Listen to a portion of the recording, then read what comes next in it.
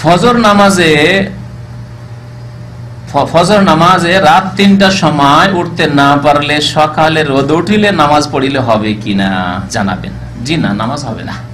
মহান আল্লাহ কোরআনে বলেছেন, ইন্না সলাতা কানাত আলাল মুমিনিনা কিতাবাম মাওকুতা, নিশ্চয় নামাজ মুমিনদের উপর যথা সময় ফরজ করা আছে, নির্দিষ্ট সময়ে ফরজ করা আছে, অর্থাৎ সময় নামাজের নির্ধারিত করা হয়েছে। এবং যেই দিন নবী করিম সাল্লাল্লাহু আলাইহি সাল্লাম মেরাজ থেকে আসলেন, তারপরে সকালে জিবরাইল আলাইহিস সালাম চলে আসলেন মক্কাতুল মুকাররমায়। আর এখনো খোলাখুলি নামাজ পড়া যায় না, এখনো জামাত সহকারে নামাজ পড়লে গোপনে দারুল আরকামে নামাজ পড়েন, কাবার পাশে না।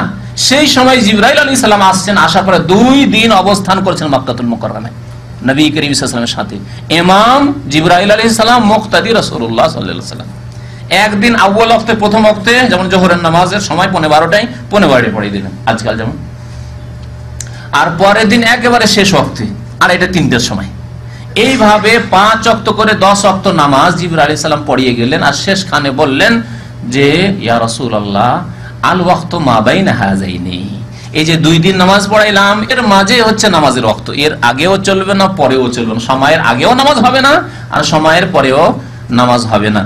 ইমাম ইবনে তাইমিয়া রাহমাতুল্লাহ আলাইহি এই সম্পর্কে স্পষ্ট ভাষায় লিখেছেন, যারা শরীয়তের বিনা ওজরে, শরীয়তের ওজর কোনোদিন ঘুম ভাঙলো না, অ্যালার্ম লাগিয়ে রেখেছেন তারপরেও ঘুম ভাঙলো না, মাঝে মাঝে সপ্তাহে এক দিন এরকম হয়ে যাচ্ছে, এসি চলে আজকাল, শোনা যায় না, অনেক সময় অ্যালার্ম শোনা যায় না, বাস্তব আমরা নিজের কথা বলছি। 2-2টি অ্যালার্ম আমি লাগিয়ে রাখি, কখনো 3টি লাগিয়ে রাখি, তারপর অনেক সময় এসিতে শোনাই যায় না যে অ্যালার্ম বাজলো কিনা, অ্যালার্মটা আগেই থাকে। আল্লাহু আকবার।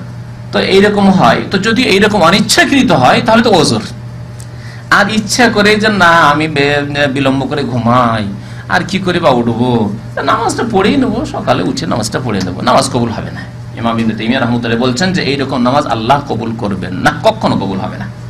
ভুলে যাওয়া আর ঘুম, এই 2টি হচ্ছে শরীয়তি ওজর। আর ইচ্ছা করে ঘুম নয়, অনিচ্ছাকৃত ঘুম। ইচ্ছা ছিল জাগার, নিয়ত করে আলহামদুলিল্লাহ সৎ নিয়ত নিয়ে শুয়েছি যে ফজরে জাগবো, তারপর জাগতে পারিনি, কোনো গুনাহ নেই ইনশাআল্লাহ।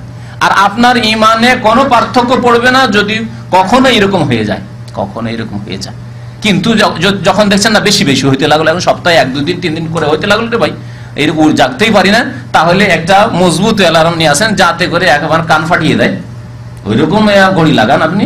মোবাইলে কাজ হচ্ছে না, মোবাইলের অ্যালার্ম তো অত মজবুত হয় না, হয়তো নাও হইতে পারে, তখন ওই রকম অ্যালার্ম বাজান আপনি, বারবার রিপিটে দিয়ে দেন, বারবার করে বাজতে থাকবে।